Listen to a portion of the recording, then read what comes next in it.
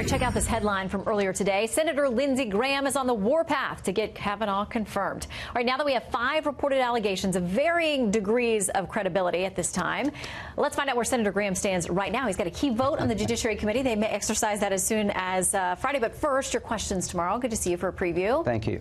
What do you intend to do with your time tomorrow with this Dr. Christine Blasey Ford, the accuser, original? Well, we have a lady who is a professional prosecutor will ask questions of Dr. Ford, and I may ask some questions of Judge Kavanaugh. We'll see. What do you say to those? I believe it was Senator Coons, obviously Democrat, who said yesterday that you all are trying to hide behind this prosecutor and duck your responsibility to ask questions. Number one, Senator Coons is a good friend, but he also said the burden was on Kavanaugh to prove that he wasn't at a party 35 years ago, but nobody will tell him the date of the party or the location of the party.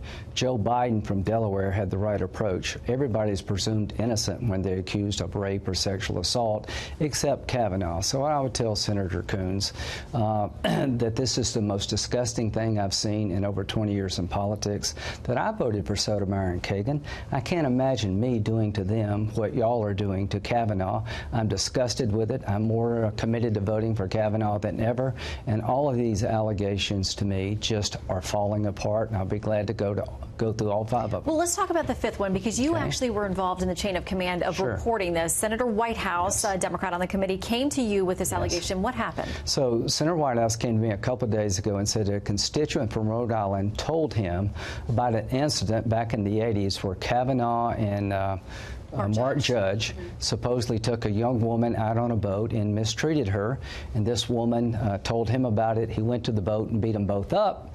I said, well, I'll make sure the FBI takes it seriously. He did it the right way. He came to me. Together we went to the FBI, and it's completely fallen apart.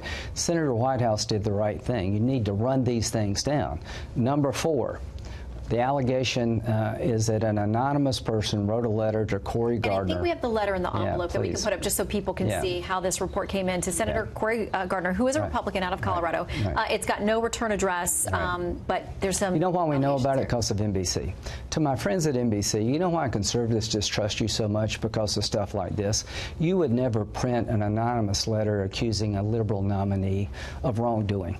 There is no journalistic integrity left when it comes to Trump and his nominees. The idea you will report on an anonymous accusation and give it credibility says all you need to know about where our media is when it comes to Kavanaugh and Trump. You were a prosecutor for many years. So how do you traverse this? I mean, how do you go through if we're now in a situation where we are going to hear from Dr. Ford tomorrow, which I think is good for everybody to be able to have her tell her story, to assess her credibility, to have the judge answer her specific allegations. But what about a situation where we're now at the point where anonymous letters and tips are called in and trickling in with no names attached to them? I mean, how does the judge defend himself? Well, number one, I'm going to look at this from sort of a judge's point of view. I used to be a judge, by the way. An anonymous letter goes nowhere because it's anonymous. How do you defend yourself? So this is about NBC. It's not about Judge Kavanaugh. The third accusation, I'm supposed to believe that when he was a sophomore and junior in high school, senior year in high school, that Brett Kavanaugh ran a gang rape ring all over Washington, D.C. He drugged women routinely and was involved in gang rapes, and that the person accusing him of this went to 10 different parties where this... It says at least 10. At least 10, and never told anybody about it, never warned her friends, never called the cops. It comes from the Avenatti world. It makes 0 sense. I don't believe a reasonable person would keep going to parties where people are drugged and raped and not tell anybody about it. The second allegation was not even worthy of print by the New York Times as to Ms. Ford. I think something happened to Ms. Ford, but she cannot tell us where and when regarding Judge Kavanaugh. He says he doesn't know Ms. Ford, and all the people named by Ms. Ford as having been at this unknown location say it didn't happen. So what am I supposed to do? You couldn't get a warrant in a criminal setting. Probable cause requires you to determine the location and the time and have some corroboration. So there's 5 allegations. Varying degrees of reliability. All of them, in my view, are unreliable. Here's the only thing I know that's consistent. When it comes to Judge Kavanaugh, there are no rules, there are no boundaries. The liberals are trying to destroy this guy. And to my conservative friends, where have a lot of you been? Do you not see what's happening here? You cannot figure this out.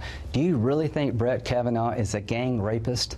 when he was in high school and nobody knows about it until 2018? Well, the FBI didn't do a very good job, but for the 6 previous background checks, if they missed all of this, and it's been out there for 30 years. But let me ask you this, because you mentioned Michael Avenatti. It's not the FBI's problem.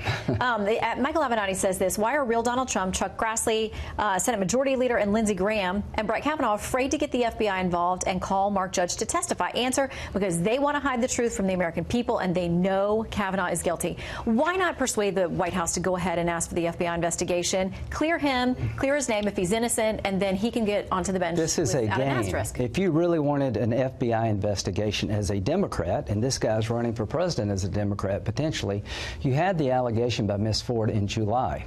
She hired a lawyer in August, late July. She took a polygraph August the 7th. She talked to the Washington Post in July. So you had plenty of time to bring this forward. Why did you hide it from the American people? Why did you not tell us about it when you found out about it, like Senator Whitehouse? This is a coordinated effort at the last minute to stop a nomination, and they say openly the goal is to keep him off the court, get the Senate back in 2018, and deny President Trump a second nomination. I voted for Sotomayor and Kagan because I thought they were qualified. What I see here is a coordinated effort to destroy a good man's life by allegations that do not hold water, that you could not even get a warrant for. And I'm fighting back, and to my Republican colleagues, if we abandon Judge Kavanaugh, I hope people abandon us, because we would deserve it. Well, a number of your voters, or at least a lot of my Twitter followers, say that's how they feel about the midterms. Well, they should feel that way. I don't know if you're going to be able to resist your prosecutorial bent on asking questions tomorrow, but we'll be watching every second and watching for Dr. Ford and Judge Kavanaugh's testimony. Thanks for coming in.